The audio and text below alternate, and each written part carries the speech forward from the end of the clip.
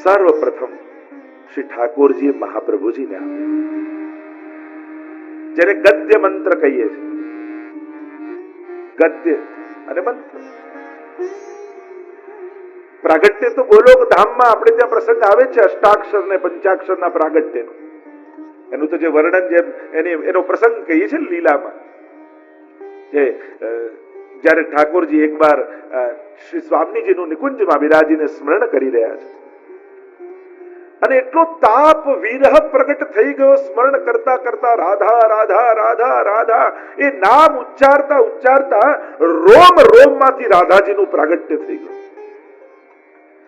અને એટલામાં સ્વામીજી મળવા માટે પધાર્યા ઠાકોરજી, અને જ્યાં દ્રષ્ટિ કરી એમને ઠાકોરજીના હૃદયમાં જાણે સાક્ષાત રાધાજીનું પ્રાગટ્ય થઈ ગયું હૃદયમાંથી. અને સ્વામીજીને એમ થયું કે ઠાકોરજી નિકટ કોઈ અન્ય ગોપી બિરાજેલી છે, અને આવ્યો ક્રોધ. અરે આપને મળવા માટે આટલી ઉત્કંઠાથી હું આપની પાસે આવી અને આપની પાસે કોઈ અન્ય ગોપી બિરાજમાન છે, જાઓ પ્રભુ આપની સાથે વાત નહીં કરું, અને પીઠ દઈને બિરાજી ગયા. માન ધરી લીધું સ્વામીજી.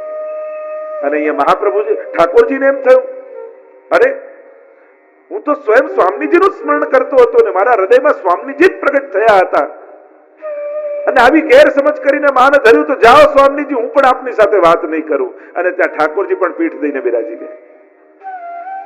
પણ બંનેના પ્રેમની ઉત્કટતા એવી છે કે બંને એક ક્ષણ પણ એકબીજાને જોયા વગર રહી શકતા નથી. એક ક્ષણ પણ બંનેનો વિપ્રયોગ બીજાથી સહન થતો નથી.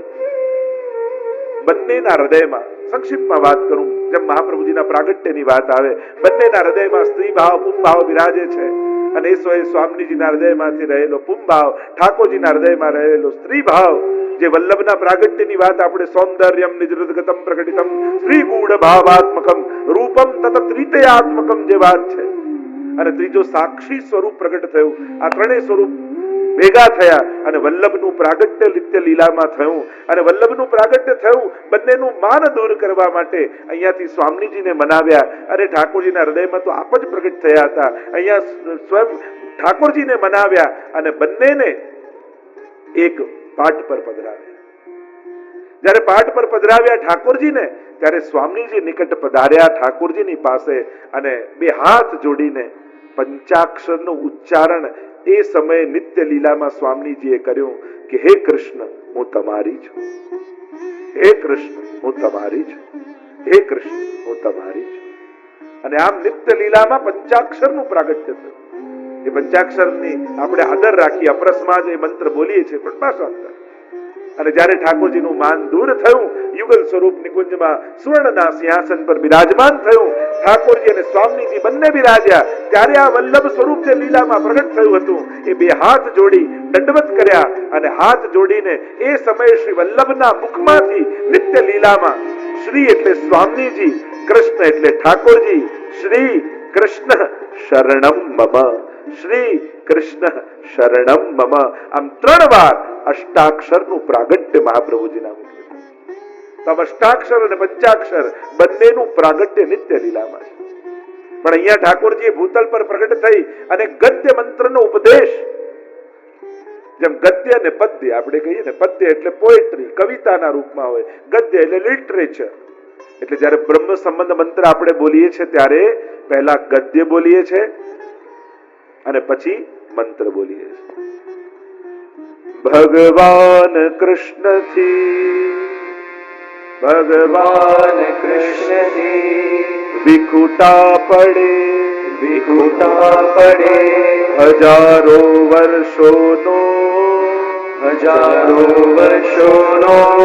સમય વ્યતીત થવાથી હૃદયમાં જે તાપ ક્લેશનો આનંદ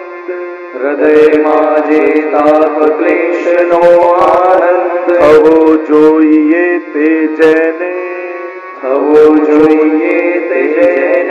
તિરોધાન થયો છે એવો હું જીવ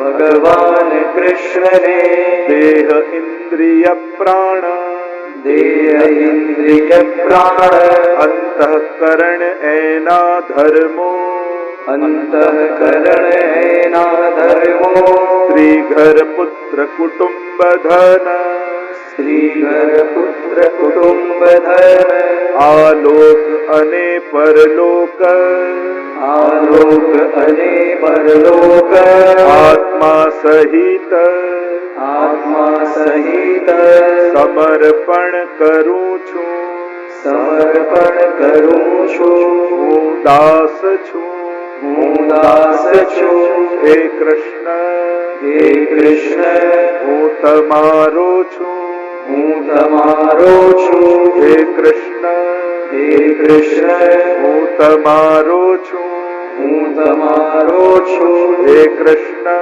હે કૃષ્ણ હું તમારો છું હું તમારો છું બોલો ગોવર્ધન નાથની જય અને આમ બ્રહ્મ સંબંધ મંત્રનો ઉપદેશ મહાપ્રભુજીને કર્યો અને આજ્ઞા કરી કે હે શ્રી વલ્લભ 4 વચન આપને આપું છું. પહેલું વચન આપતા કહ્યું કે આપના દ્વારા જે જીવને બ્રહ્મ સંબંધ કરાવશો એનો નિશ્ચિત હું સ્વીકાર કરીશ. બીજું કહ્યું કે એના દોષો સામે ક્યારેય નહીં જોઉં, એનો ક્યારે ત્યાગ નહીં કરું.